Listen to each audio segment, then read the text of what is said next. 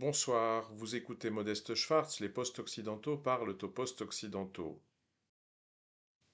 Alors, suite à ma vidéo d'hier, donc qui portait le numéro 10 dans cette série Entendu à Budapest, j'ai reçu plein de réactions d'amis d'auditeurs et quelques rectificatifs.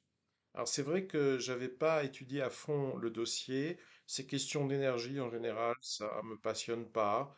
Euh, Moi, disons que j'ai une vision très politique des choses, donc en gros, à partir du moment où je pense savoir qui ment à qui et pourquoi, j'ai tendance à zapper un peu les détails. Et en général, quand il s'agit d'énergie, ça fait plus d'une décennie que ça sert de matière première, disons, à toute une série d'intox, hein. Donc il y a eu le peak oil, maintenant il y a évidemment la religion climatique, et puis les fameuses pénuries de guerre, hein, les pénuries liées à la guerre mondiale. Bon. Mais justement, les rectificatifs, peut-être pas si essentiels en soi, mais qu'il conviendrait d'apporter à ce que j'ai dit hier, permettent en réalité d'en remettre une couche, hein, dans le dévoilement de l'intox de la pénurie.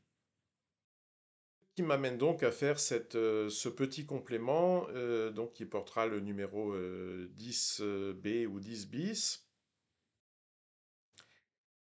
Et donc voici le principal rectificatif. J'avais parlé dans la vidéo d'hier d'un gazoduc Druzhba, donc signifiant amitié en russe, datant de l'époque soviétique, et connectant donc la Russie à l'Europe centre-orientale. C'est faux, il s'agit d'un oléoduc. Donc c'est bien un pipeline qui part de Russie et qui passe sous le territoire, donc à travers le territoire de l'Ukraine et qui est toujours en fonctionnement. Donc l'essentiel, malgré tout, de ce que j'ai expliqué hier reste parfaitement valable, mais il ne convoie pas de gaz, mais du pétrole. Et là, les rectifications que j'apporte et qui m'ont été communiquées par des amis, que j'ai d'ailleurs déjà en partie reflété sur le canal Telegram, mais ça je pense que tous les auditeurs le savent, puisque j'ai cru remarquer que j'avais plus d'abonnés sur ce canal que sur la chaîne YouTube. Donc je pars du principe que le message sur Telegram a été reçu.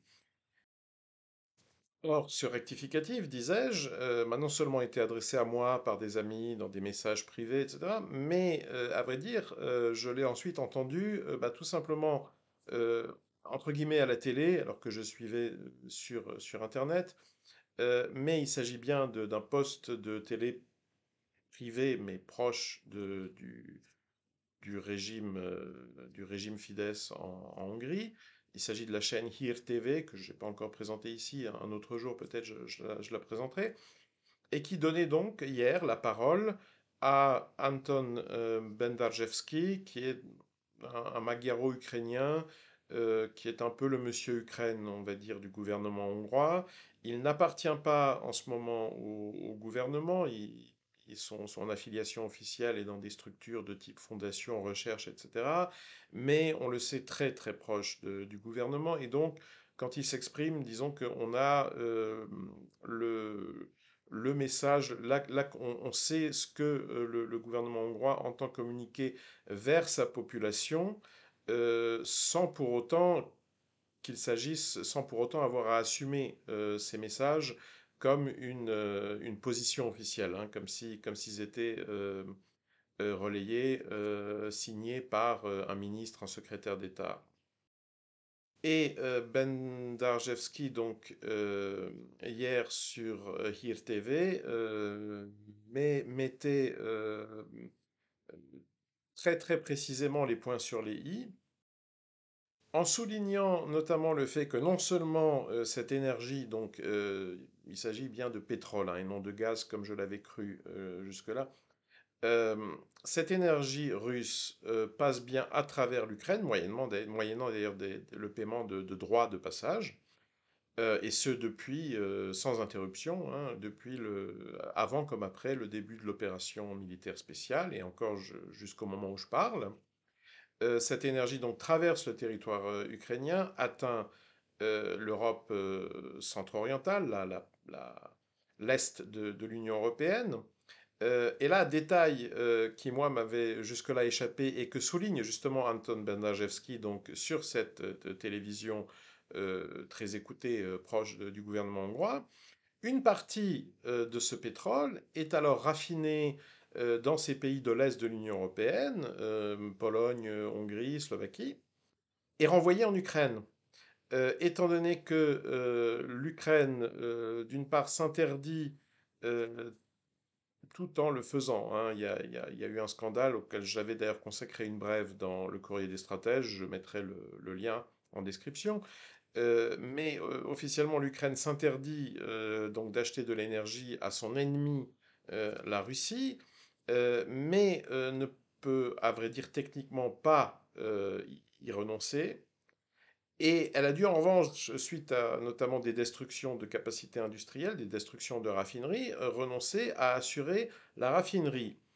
Et donc, elle achète des produits pétroliers raffinés, entre autres, pour ses besoins militaires, c'est-à-dire que les tanks ukrainiens, alors ce qui avait fait scandale, ce à quoi j'avais consacré une brève à l'époque dans le Courrier des stratèges, c'est que visiblement, il y avait même des petits malins qui s'étaient arrangés, alors avec des réseaux transfrontaliers, hein, russo-ukrainiens, pour importer directement du diesel, donc des produits pétroliers déjà raffinés, de Russie en Ukraine. Alors là, ça commençait à faire un peu beaucoup, y compris pour le côté russe, et ça avait fait un petit scandale, et c'est bon, c'était on va dire, le lanceur de ballons de ballons d'essai habituel du système Poutine, c'est-à-dire le président de la Douma, Volodine, qui s'était chargé de taper du poing sur la table. Mais ça, c'était, on va dire, l'aspect illégal de ce business. Mais il y a un aspect parfaitement légal et qui n'est absolument pas secret. Tout le monde sait ça depuis des mois et des mois. C'est-à-dire que la Russie exporte donc ce pétrole vers l'Union européenne, l'Est de l'Union européenne. Ce pétrole, donc, parce que ces exportations-là ne sont pas sous sanctions, ne sont pas sous embargo. Et l'Ukraine, son ennemi, son adversaire dans la fameuse guerre mondiale, rachète, une fois raffiné, une partie de ces produits pétroliers. Ce qui signifie aussi que pour non seulement la Hongrie, et là je dirais que c'est de bonne guerre parce que elle a depuis le début cette attitude de neutralité, empathique, on va dire, vis-à-vis de l'Ukraine, hein, d'aide aux réfugiés, etc. Mais elle ne souhaite pas être impliquée dans le conflit. Euh, mais non seulement la Hongrie, mais aussi la Pologne. Hein. Donc quand vous entendez Morawiecki, Premier ministre polonais, membre d'ailleurs d'une secte charismatique basée aux États-Unis, hein, à Aix-la-Chapelle, vous faire le panégyrique de Volodymyr Zelensky, le combattant du bien contre le mal, etc. Oui, alors le mal, il lui achète quand même, enfin lui, et puis on va dire l'élite polonaise, il lui achète quand même de belles quantités d'énergie, supérieures d'ailleurs aux quantités achetées avant l'opération militaire spéciale russe en Ukraine.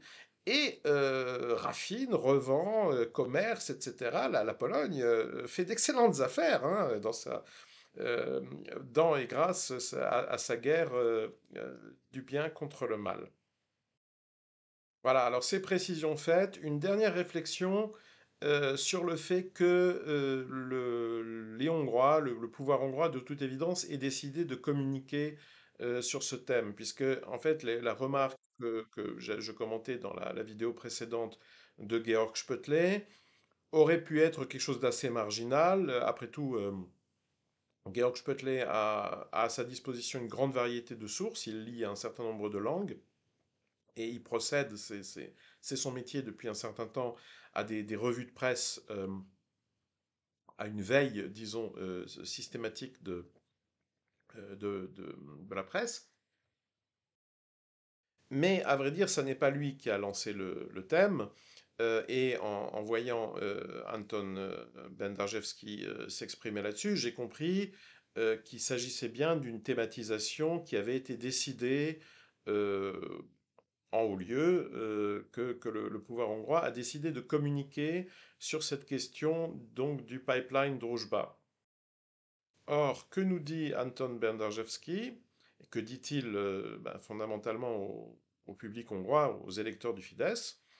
Que lui ne pense pas que les Ukrainiens aient réellement eu l'intention de saboter ce pipeline, ce qui l'amène d'ailleurs à lever ce lièvre, hein,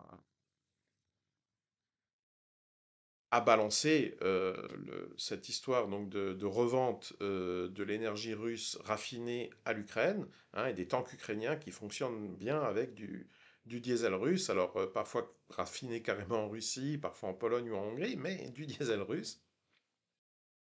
Et donc d'où vient la rumeur? Eh bien, elle vient d'un scénario. Alors l'existence d'un scénario en soi, ça n'est pas particulièrement surprenant auprès de toutes les chancelleries, même d'une puissance moyenne comme l'Ukraine.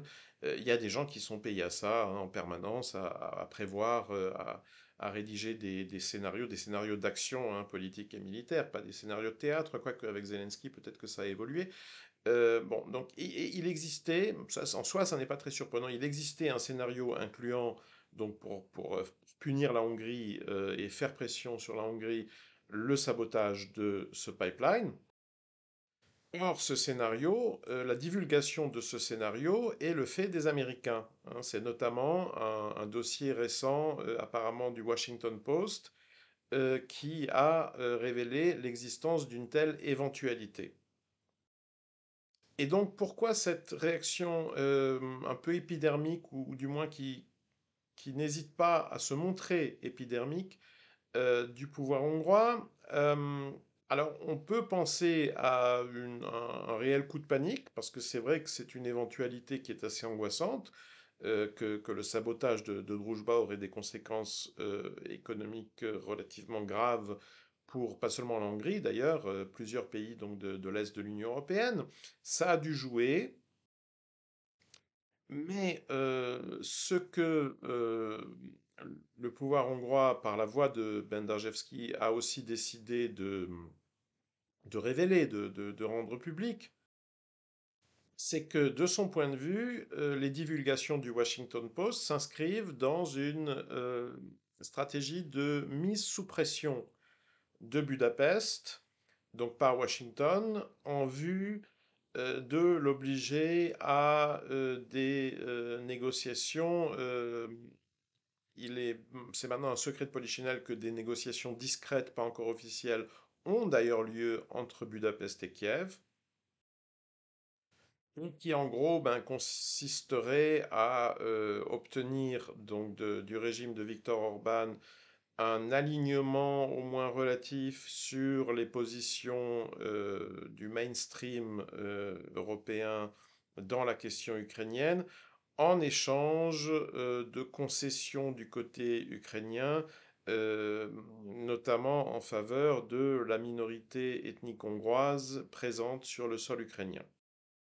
Alors tout ça, de mon point de vue, c'est des public relations, hein. Est-ce que Zelensky, au point où il en est, tient tellement mordicus à pouvoir au maximum brimer culturellement en réalité la poignée de Hongrois qui vit toujours sur le territoire ukrainien? Ils sont aujourd'hui, je pense, très très peu. Il y en avait déjà par rapport à la fin de l'Union soviétique.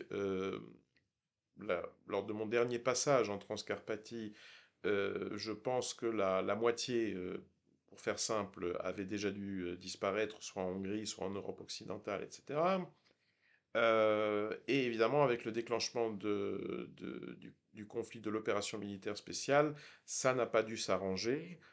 Personnellement, la plupart des connaissances des Hongrois que je connaissais, donc de Subcarpathie, et qui vivaient encore un peu à cheval, avec un pied à Budapest et un pied en Ukraine il y a encore 2 ans, 3 ans, aujourd'hui vivent tous à temps plein à Budapest. Donc bon, euh, je pense que le sort de la minorité hongroise d'Ukraine, donc avant tout de l'oblast de Subcarpathie, est devenu un enjeu assez symbolique que ça ne retire, ça n'ôte sûrement pas le sommeil, à vrai dire, ni à Volodymyr Zelensky, ni à Viktor Orban. Je pense aussi que par ailleurs, la Hongrie n'a pas d'importance stratégique du point de vue ukrainien, ni du point de vue de l'acheminement des denrées, des matériels militaires et civils, euh, ni d'ailleurs d'un point de vue militaire, parce que, bon, vu ses capacités, enfin, bon, d'accord, ils ont pas donné d'armes ou de munitions, mais enfin, ils en ont pas, donc bon, le problème est vite réglé. J'ai donc tendance à penser que les véritables enjeux du bras de fer politico-médiatique en cours sont avant tout de politique politicienne, ce qui m'amène à penser que ça n'est pas, contrairement aux apparences, en premier lieu un bras de fer entre Kiev et Budapest, mais entre Budapest et Washington. Parce que ça, c'est très clair, il y a une mise sous pression, notamment à travers l'ambassade américaine à Budapest. Il y a une mise qui se permet, comme d'habitude, enfin, un comportement absolument sidérant. Bon, il y a une mise sous pression du régime hongrois par l'administration Biden. Euh, alors, pour obtenir quoi? Là, je pense que ce sont des dossiers que les deux parties prennent bien soin de ne pas commenter publiquement.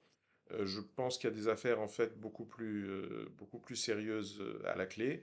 Mais évidemment, il est, on va dire, politiquement plus rentable, d'ailleurs pour les deux camps, comme d'habitude, d'évoquer plutôt les aspects, disons, de leur divergence qui s'inscrivent bien dans le récit que l'administration Biden d'un côté, enfin l'axe, l'Occident collectif d'un côté, et le gouvernement hongrois de l'autre ont décidé de mettre en avant.